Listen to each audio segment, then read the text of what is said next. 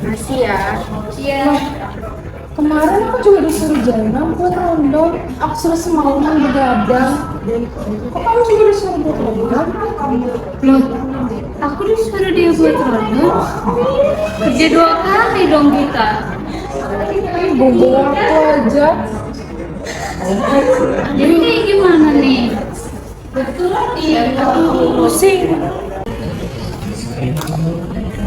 Aduh, aku nggak tahu harus ngapain. Kamu bilang harus administrasi, tapi administrasi apaan? Tenang aja, Dedek tahu juga negara harus ngapain selain megang duit.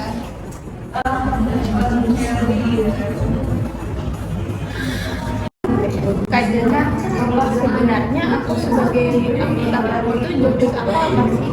Aku nih kan harus banyak orang. Nah, terus nih randonnya yang mana yang dipakai? Aduh, pusing, semuanya tuh dia. Lanjut. Aduh, cuma diam, semuanya diam dulu. Aku tuh pusing, aku juga bingung. Aku tuh bingung harus gimana. Aku tuh perlu bantuan. Siapa yang bisa nolong kita?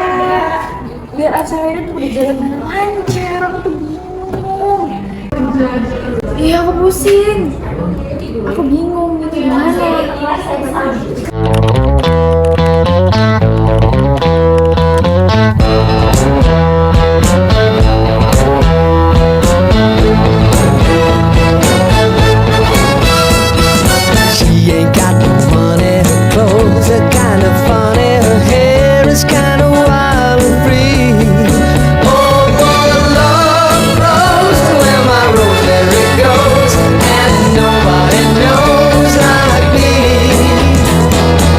Talks kinda lazy and people say she's crazy and her life's a mystery. Hasilnya dari konsultan pengajar, saya dengar organisasi yang kacau ya,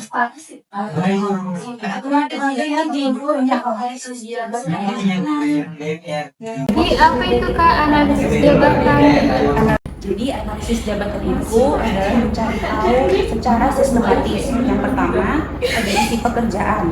Isi pekerjaan itu seperti tugas, wewenang, dan tanggung jawab.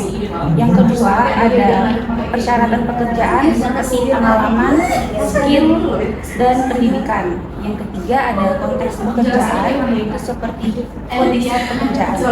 Jadi hasilnya ada 2, job description dan job specification. Tanpa 2 itu ya kalian akan tumpang tindih kayak ini.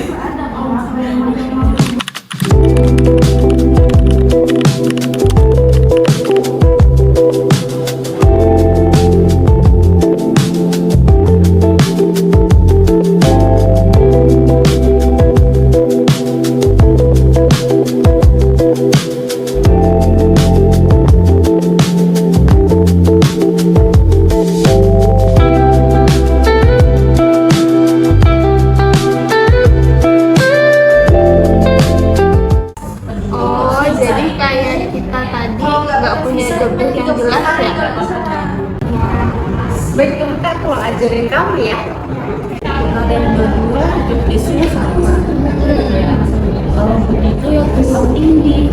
Coba saya tanya job konten kreator Koordinasi emosi dan seksual.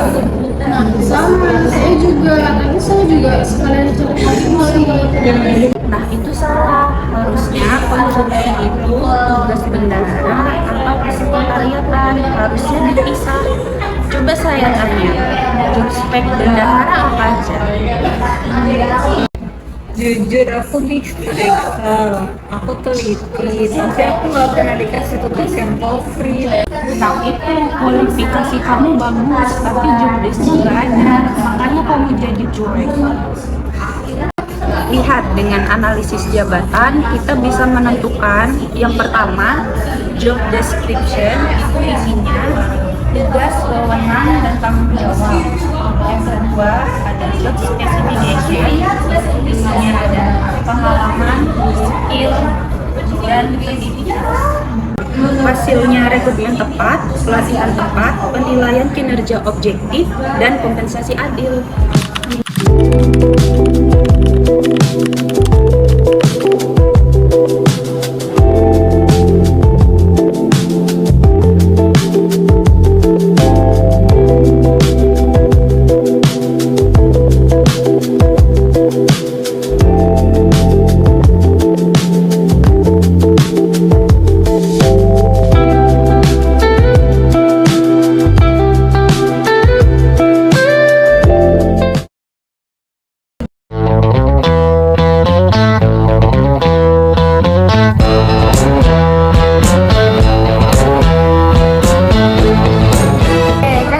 Kita kan sudah ada diajarin, udah dapat analisis jabatannya seperti apa. Jadi itu aku udah membagi jenjang untuk koor acara, untuk melaksanakan acaranya seperti apa, teknisinya seperti apa.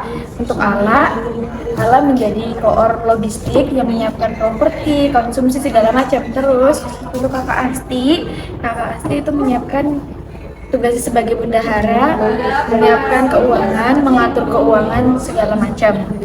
Untuk tugas Jasmine sebagai sekretaris, bikin arsip, notulensi, laporan segala macam.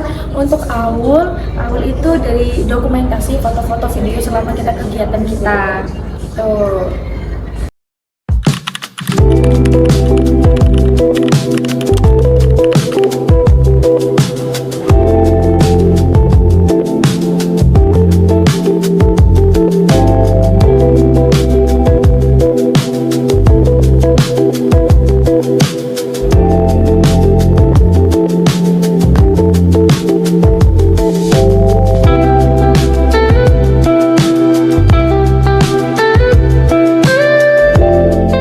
Setelah kejadian ini kita tahu ya, analisis jabatan sepenting itu. Kita nggak boleh ngikip analisis jabatan karena kita tuh tahu, biar tahu orang-orang itu sesuai dengan passionnya dia. Jadi untuk kedepannya semoga kalau ada kegiatan ini tidak berjalan dengan jelek, semoga bagus.